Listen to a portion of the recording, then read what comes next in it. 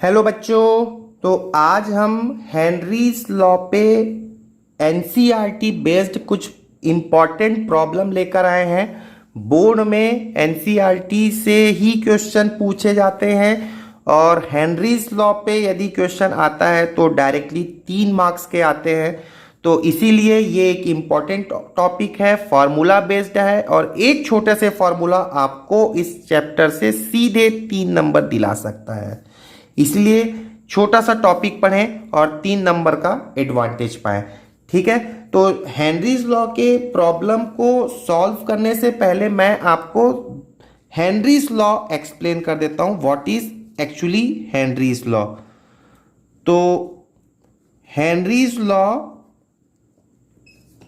के अकॉर्डिंग क्या होता है हेनरीज लॉ एक्चुअली में, ये इसका जो बेसिक कॉन्सेप्ट है वो बताता है सॉल्युबिलिटी के बारे में। ये क्या बताता है? Solubility of gas in liquid phase. Gas का लिक्विड फेज में सॉल्युबिलिटी के बारे में ये एक्सप्लेन करता है। ठीक है, क्या कहता है? सॉल्युबिलिटी होने के लिए क्या जरूरी है कि किसी लिक्विड पे गैस के मॉलिक्यूल्स का कांटेक्ट में आना। तो गैस के मॉलिक्यूल्स कांटेक्ट में कैसे आ सकते हैं? जब गैस का प्रेशर ज्यादा हो।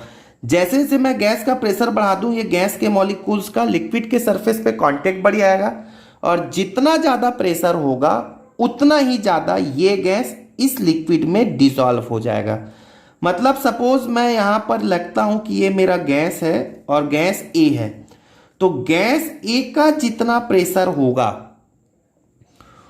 उतना ही ज्यादा वो गैस लिक्विड में डिसॉल्व हो जाएगा, जिससे मैं ये कह रहा हूं कि लिक्विड फेज में उसका मोल फ्रैक्शन उतना ही ज्यादा होगा।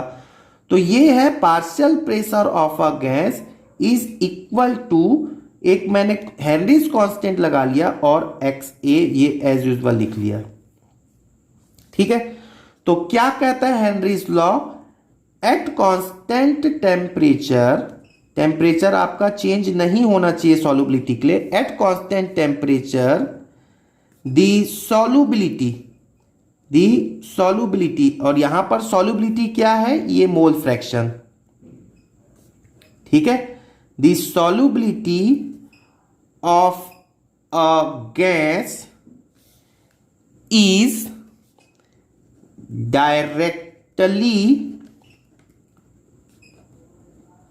proportional to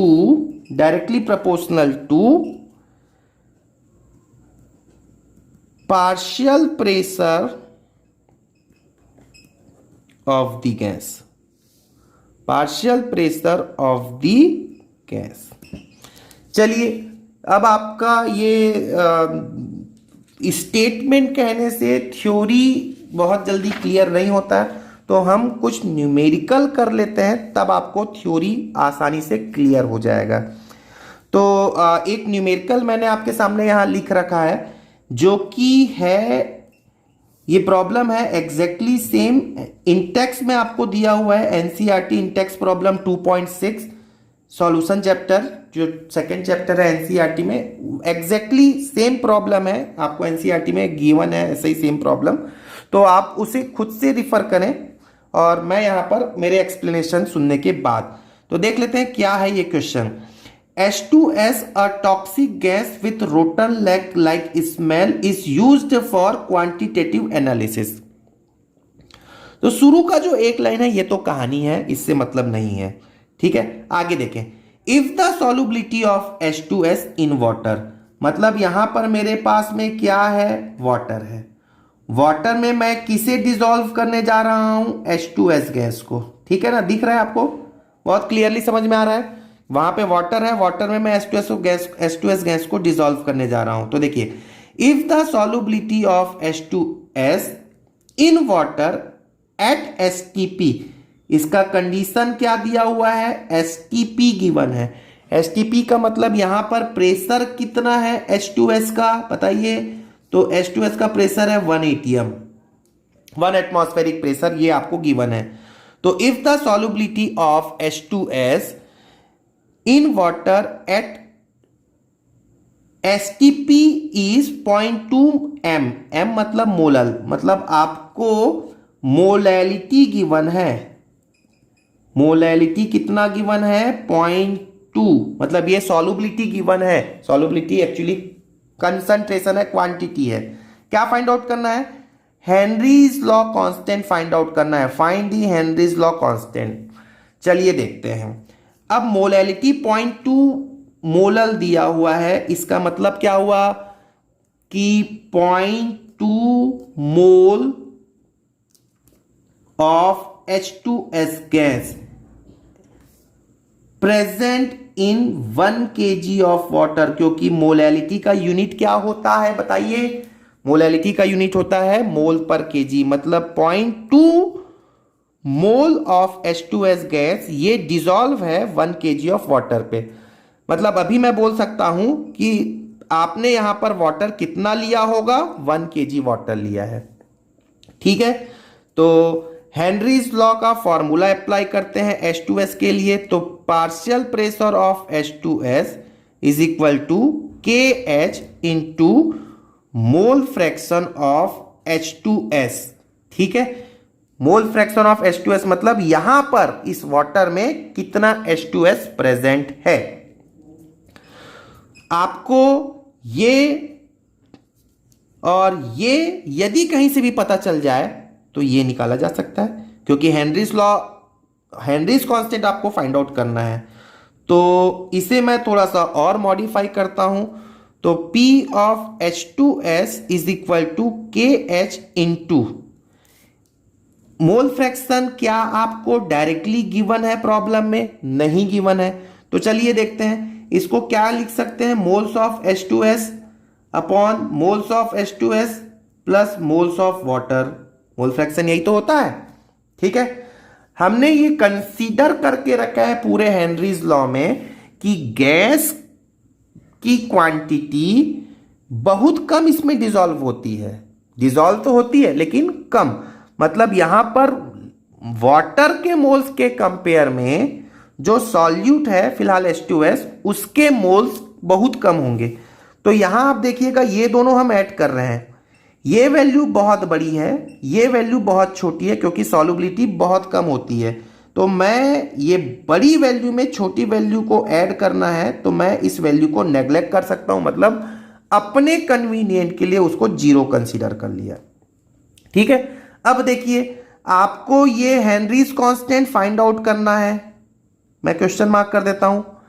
यदि आपको कहीं से भी H2S के मोल्स पता चल जाए, वाटर के मोल्स पता चल जाए और ये पता चल जाए, तो आपका आंसर आ जाएगा।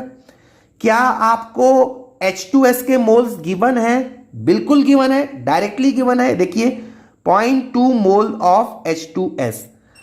ठीक है, तो ये तो मुझे पता चल गया। N ऑफ H2S ये कितना है? 0.2 मोल। ठीक है, अच्छा अब देखिए क्या आपको वाटर के मोल गिवन है क्या? डायरेक्टली तो नहीं गिवन है, लेकिन हाँ मुझे गिवन है। क्या गिवन है?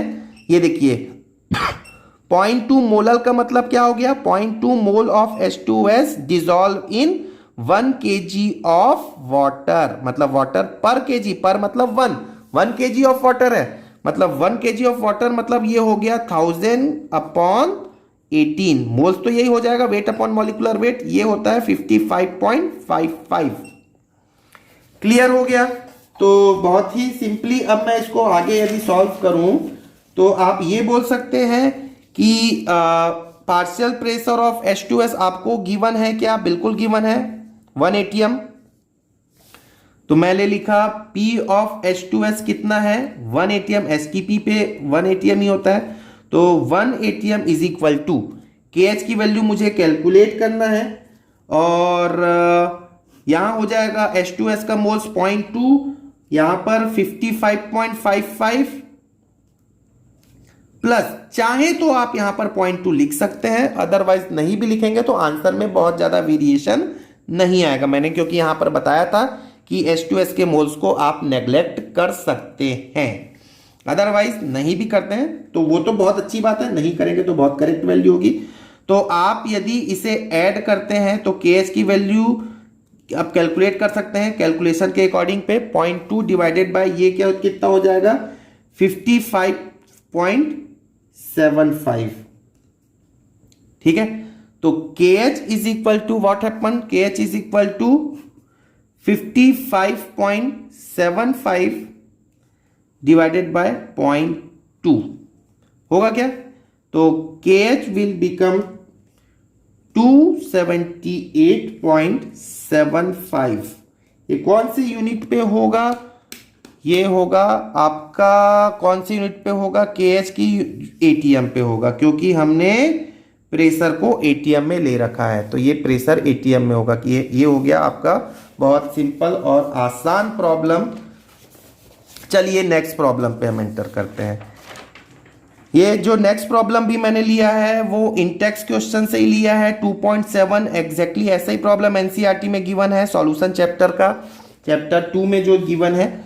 यहां पर क्या है, हेनरीज कांस्टेंट आपको CO2 का गिवन है, कितना है, ये हेनरीज कांस्टेंट मतलब आपको KH नोन है 1.66 इंटू 10⁸ पास्कल आपको हेनरीज कांस्टेंट गिवन है।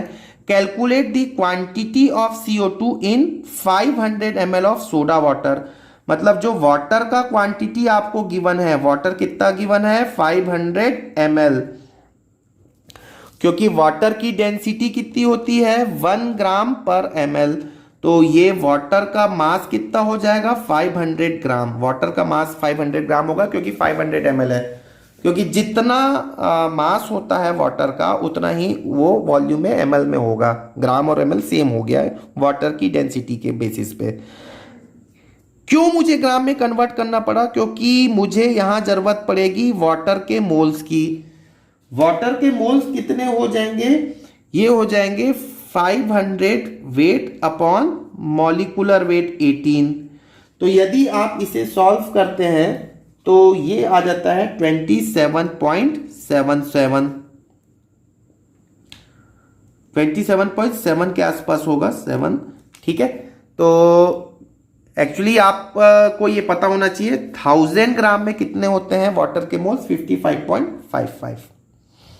ठीक है, चलिए अब ये मैं हेनरीज लॉ का फॉर्मूला रख लेता हूं।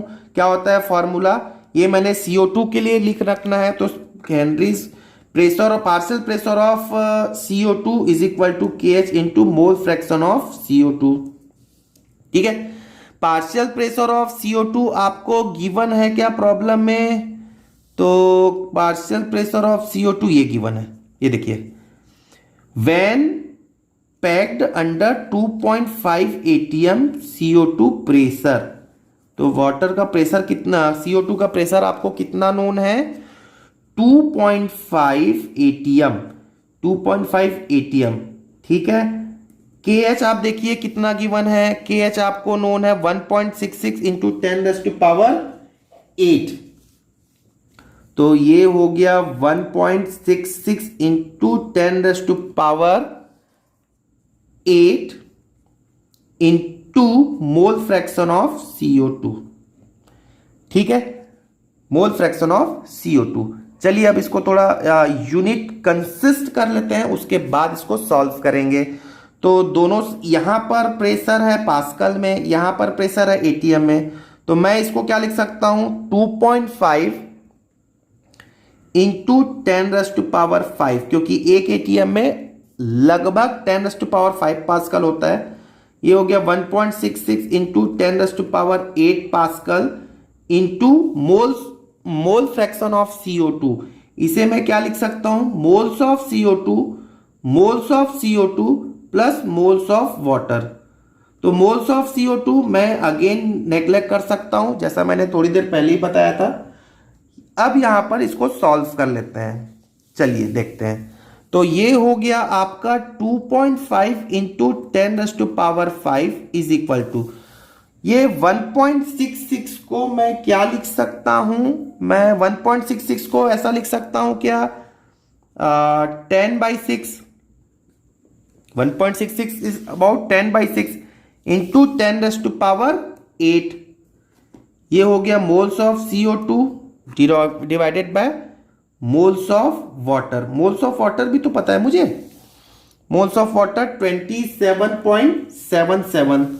तो यहां पर ये वैल्यू कितनी होगी 27.77। चलिए आप इसको आप सॉल्व करें, वीडियो को पॉज करें और खुद से सॉल्व करें। तो N ऑफ CO2 यदि हम इसको सॉल्व करते हैं तो 6 इंटू 2.5, 6 इंटू 2.5 इंटू 27.77 और पावर्स को यदि सॉल्व कर लें तो यहां पर पावर हो जाएगा 10 रेज़ टू पावर 9 और यहां पे 10 रेज़ टू पावर 5 मतलब 10 रेज़ टू पावर -4। ठीक है, और यदि आप इसको सॉल्व करते हैं तो it will become approx moles of CO2 ये होगा 416.6 इंटू 10 रेज़ टू पावर -4। ये हो गया मोल्स ऑफ CO2। या आप इसे ऐसा भी बोल सकते हैं, यदि आपको CO2 का मास पूछ लिया जाए क्वेश्चन में, मास ऑफ CO2, तो यहां पर ये मोल्स को यदि मास में कन्वर्ट करना हो तो आप इसे 44 से मल्टीप्लाई कर दें तो ये इतना हो जाएगा ग्राम में। ठीक है, तो इसे सॉल्व कर सकते हैं हम। चलिए नेक्स्ट प्रॉब्लम देखते हैं। नेक्स्ट प्रॉब्लम भी मैंने NCERT से ही लिख रखा है। प्रॉब्लम लाइक एक्सरसाइज 2.39 जो एक्सरसाइज है प्रॉब्लम वो जो लास्ट में प्रॉब्लम होते हैं NCERT के उसमें से मैंने लिखा है। बहुत अच्छा प्रॉब्लम है, तो इस प्रॉब्लम को आप केयरफुली सुने, थोड़ा बड़ा प्रॉब्लम भी है तो समझना आपके लिए जरूरी है। ठीक है, तो देखते हैं। Air is a mixture of number of gases, तो ये तो कहानी है। The major component of oxygen and nitrogen with approximate proportion of 20% and 80%। तो ये बाय वॉल्यूम गिवन है। ठीक है, तो O2 कितना परसेंट है 20% है और N2 कितना परसेंट है, N2 है 80% बाय वॉल्यूम। तो बाई वॉल्यूम और बाई मोल फ्रैक्शन दोनों सेम होता है, शायद पता होगा आपको। तो यदि मैं आपको बोलूं कि कितना मोल फ्रैक्शन है तो 0.2, कितना मोल फ्रैक्शन है नाइट्रोजन का तो ये हो गया 0.8। तो इतना मुझे पहले से ही गिवन है, यहां तक हो गया by volume. The water is in equilibrium with air at a pressure of 10 atm। मतलब आपको एयर का प्रेशर गिवन है, प्रेशर ऑफ एयर आपको नोन है। प्रेशर ऑफ एयर आपको कितना नोन है 10 atm। 10 atm is the pressure of the air. At 298 Kelvin, the Henry's law constant for O2 and N2 is at 298 Kelvin are respectively। ये given है, मतलब आपको KH known है for O2, ये कितना नोन है KH आपको नोन है 3.04 into 10 raise to power 7, 3.04 into 10 raise to power 7 mmHg में नोन है आपको ये। और नाइट्रोजन के लिए भी आपको KH नोन है N2। ये कितना नोन है नाइट्रोजन के लिए आपको नोन है, ये आपको गिवन है नाइट्रोजन के लिए 6.08 इंटू 10 रेज़ टू पावर 7। तो this will be 6.08 into 10 raise to power 7 mmHg। ठीक है, क्या कैलकुलेट करना है आपको, calculate the composition of these gases in the water. चलिए अब मैं क्वेश्चन आपको एक्सप्लेन कर देता हूं एक्चुअली क्वेश्चन क्या है। ठीक है, क्वेश्चन ये है कि आपके पास में यहां पर वाटर है, आपके पास में यहां पर वाटर है, यहां से हमने एयर सप्लाई किया है। एयर में ऑक्सीजन भी है और नाइट्रोजन भी है। कितना कितना इसका फ्रैक्शन है? 0.2 और 0.8। ये वो एयर में ये फ्रैक्शन गिवन है, ठीक है। जब एयर का टोटल प्रेशर पी टोटल आपको कितना दिया हुआ है? 10 atm आपको नोन है, ठीक है। जब एयर को 10 atm पर पास कराते हैं वाटर से, वाटर की क्वांटिटी भी शायद आपको नोन है क्या? वाटर की क्वांटिटी आपको गिवन नहीं है, चलिए कोई बात नहीं। तो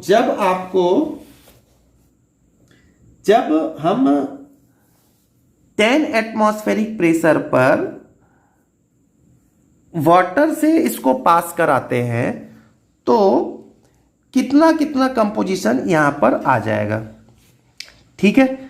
क्लियर हो गया? तो इसे कुछ इस तरीके से बता सकते हैं।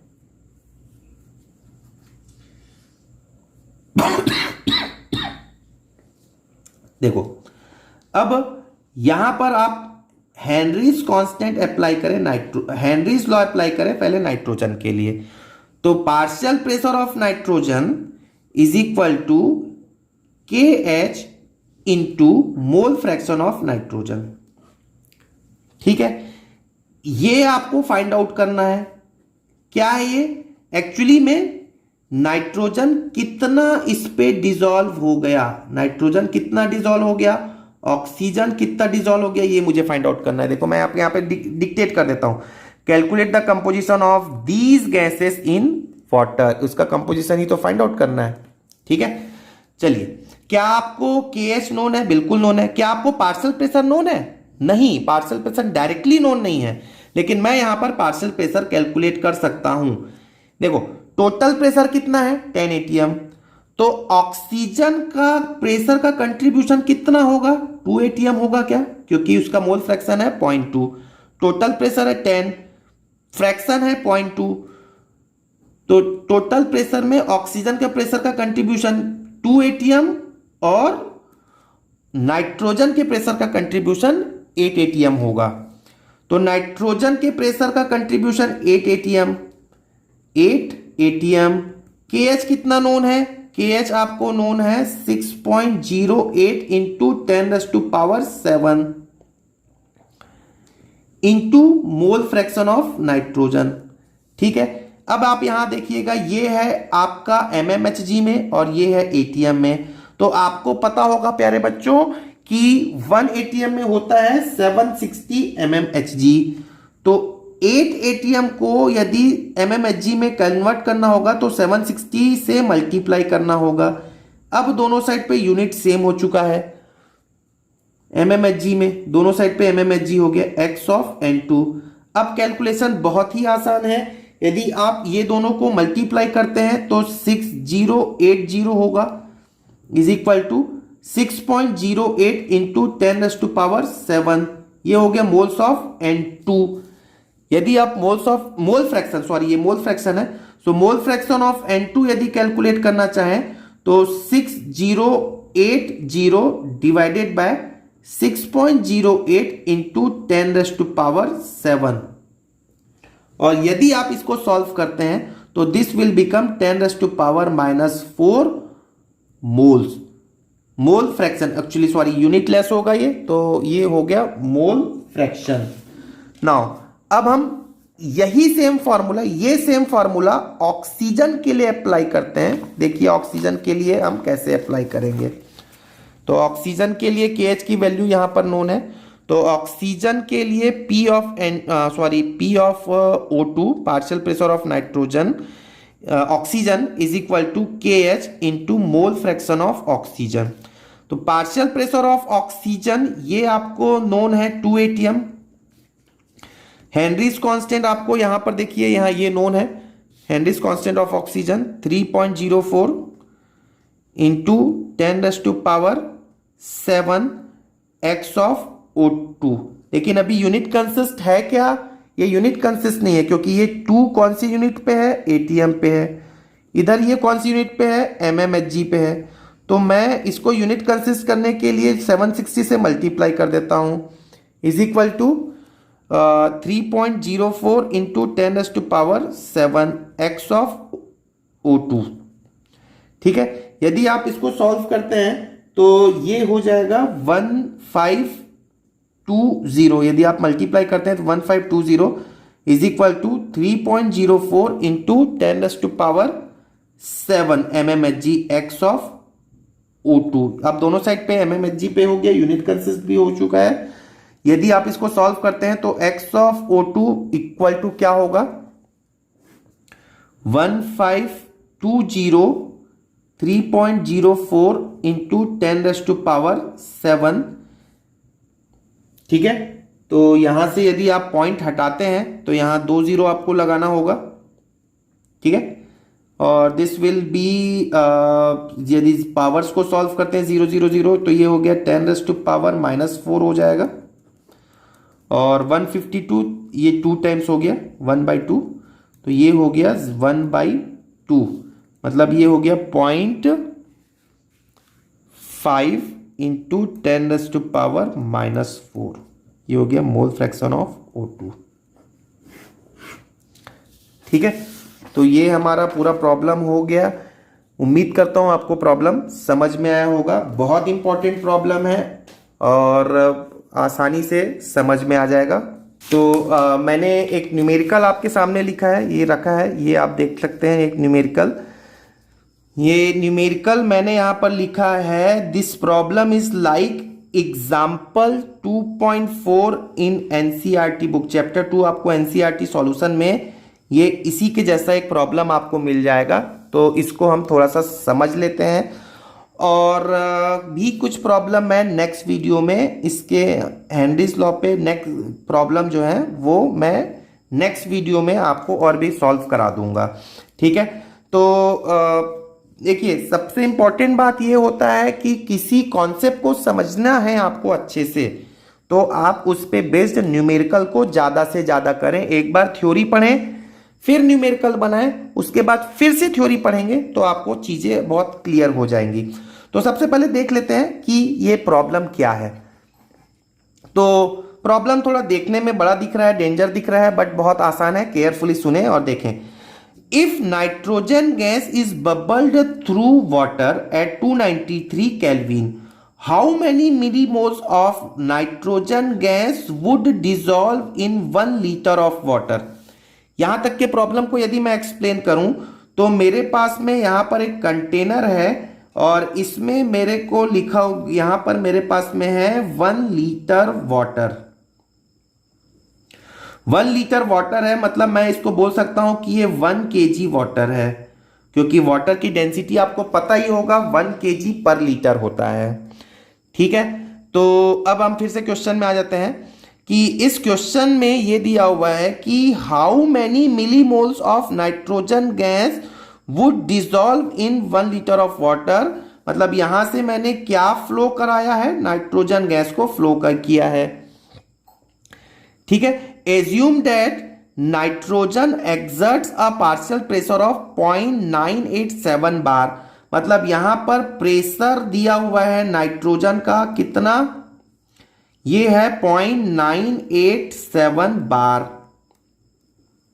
ठीक है, गिवन है आपको the Henry's law constant for nitrogen at 298 kelvin is equal to इतना बार। हेनरीज कांस्टेंट आपको नोन है। डायरेक्ट फॉर्मूला बेस्ड प्रॉब्लम है, आपको मैं गिवन वैल्यूज लिख देता हूं। पार्शियल प्रेशर ऑफ नाइट्रोजन आपको नोन है, ये है 0.987 बार प्रेशर का एक यूनिट है। और हेनरीज कांस्टेंट जो है ये आपको गिवन है 98.7 किलो बार। ठीक है, हेनरीज लॉ को मैं अब यहां पर फॉर्मूला लिखता हूं। क्या होता है, नाइट्रोजन के लिए यदि मैं अप्लाई करूं तो P of N2 is equal to KH into X of N2। ये X ऑफ N2 कौन क्या है कि यहां पर आखिर कितना नाइट्रोजन डिसॉल्व हो गया। ठीक है, कितना नाइट्रोजन यहां पर डिसॉल्व हो गया। यहां एक बात और मैं बता देता हूं आपको, हेनरीज लॉ में जो कांस्टेंट है इसका यूनिट क्या होगा? तो ये है एक्चुअली में मोल फ्रैक्शन। मोल फ्रैक्शन तो यूनिटलेस होता है, तो जो यूनिट प्रेशर का होगा वही यूनिट हेनरी कांस्टेंट का होगा।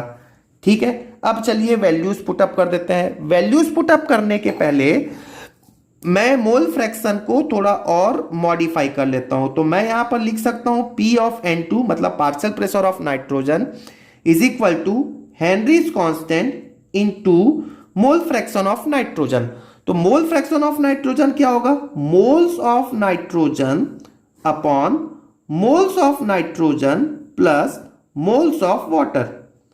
ये ऐसा क्यों? तो यहां पर देखिएगा, एक्चुअली में ये X ऑफ N2 नाइट्रोजन यहां पर डिसॉल्व हो गया है, तो नाइट्रोजन जितना डिसॉल्व हुआ है उसे ही मैं यहां पर किस में डिसॉल्व हुआ है? ये वाटर में। तो नाइट्रोजन के moles upon total moles. Total moles में क्या क्या आ जाएंगे? नाइट्रोजन के मोल्स और वाटर के मोल्स। अब यहां पर ये एक हम अपने कन्वीनियंट के लिए यहां पर काम करने वाले हैं, और वो हम क्या काम करने वाले हैं देखिएगा। हम ये कंसीडर करते हैं कि ये जो नाइट्रोजन गैस है लिक्विड में बहुत कम डिसॉल्व होता है, या आप ऐसा भी बोल सकते हो कि यहां पर जितना वाटर है उसके कंपेयर में नाइट्रोजन के मोल्स यहां पर कम होंगे। तो इस बेसिस पे मैं ये कह सकता हूं कि ये मोल ज्यादा है, ये मोल कम है, और यदि किसी बड़ी वैल्यू में छोटी वैल्यू को ऐड किया जाए तो मैं इसे नेग्लेक्ट भी कर सकता हूं। वैसे सही तरीका यह है कि आप इसको नेग्लेक्ट नहीं करना चाहिए, बट हम अपने कन्वीनियंट के लिए और कैलकुलेशन इजी करने के लिए हम उसे नेग्लेक्ट कर देते हैं। तो अब हम यहां पर वैल्यूज पुटअप कर लेते हैं। पार्शियल प्रेशर ऑफ नाइट्रोजन कितना है? पार्शियल प्रेशर ऑफ नाइट्रोजन है 0.987। हेनरीज कांस्टेंट है 98.7। लेकिन आप यहां पर हेनरीज कांस्टेंट देखिएगा, हेनरीज कांस्टेंट आपको किलो बार में गिवन है, जबकि नाइट्रोजन का पार्शियल प्रेशर आपको बार में गिवन है।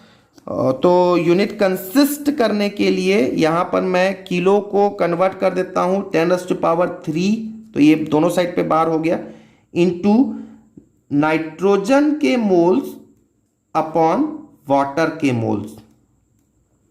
ठीक है, तो मुझे क्या कैलकुलेट करना है? आप देखिए, how many millimoles of nitrogen. तो नाइट्रोजन के मोल्स मुझे फाइंड आउट करना है, वाटर के मोल्स तो मुझे प्रॉब्लम में गिवन ही नहीं है, मैं कैसे करूं? तो यदि मुझे इसमें ये कहीं से मिल जाए, वाटर के मोल्स कहीं से मिल जाए, नाइट्रोजन के मोल्स मुझे कैलकुलेट करना है, तो मेरा काम आसान हो जाएगा। तो वाटर के मोल्स देखते हैं। तो वाटर के मोल्स कैसे कैलकुलेट करें? तो बहुत सिंपल है, ये 1 kg वाटर आपको तो गिवन है, तो वाटर के मोल्स कैसे कैलकुलेट कर सकते हो आप बताओ? तो वाटर के मोल्स होते हैं मास अपॉन मॉलिक्यूलर मास। मास कितना है? 1 kg, मतलब ग्राम में यदि बात करें तो 1000 ग्राम, अपॉन मॉलिक्यूलर मास कितना है? 18। वाटर का मॉलिक्यूलर मास 18 होता है। तो वाटर के मोल्स कितने हो गए? 55.55। ये आपको वैसे लर्न होना चाहिए कि 1 kg वाटर में वाटर के मोल्स होते हैं 55.55 moles.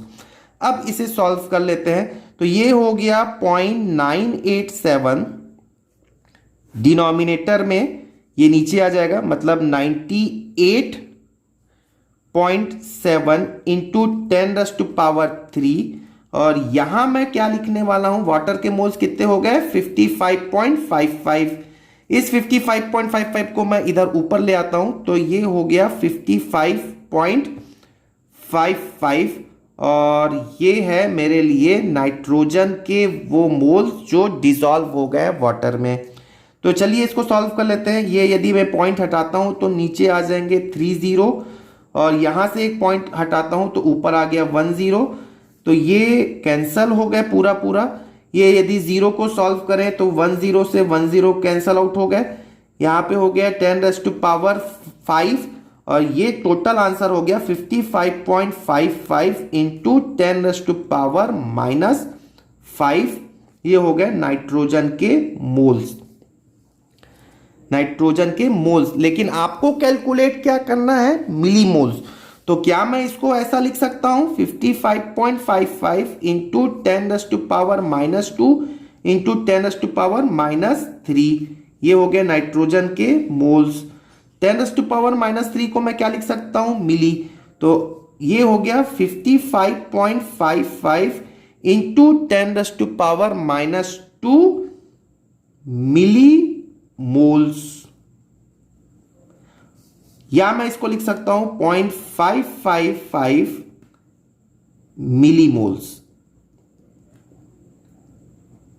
Millimoles of nitrogen.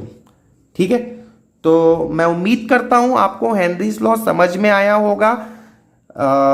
Henry's law के बारे में मैं एक बार लास्ट में फिर से बोल देता हूं। इस प्रॉब्लम में आप देख लीजिए, ये नाइट्रोजन का पार्शियल प्रेशर जितना ज्यादा है उतना ही ज्यादा वो डिसॉल्व होगा लिक्विड फेस में। यहां पर बच्चे बहुत से गलती करते हैं। ये जो मोल फ्रैक्शन है, ये कहां का मोल फ्रैक्शन है? लिक्विड फेस में। तो मैं उम्मीद करता हूं अब आपको हेनरीज लॉ में कोई प्रॉब्लम नहीं आएगा। यह कॉन्सेप्ट वाइज बहुत आसान है, लेकिन न्यूमेरिकल इसके थोड़े कंफ्यूज करते हैं बच्चों को।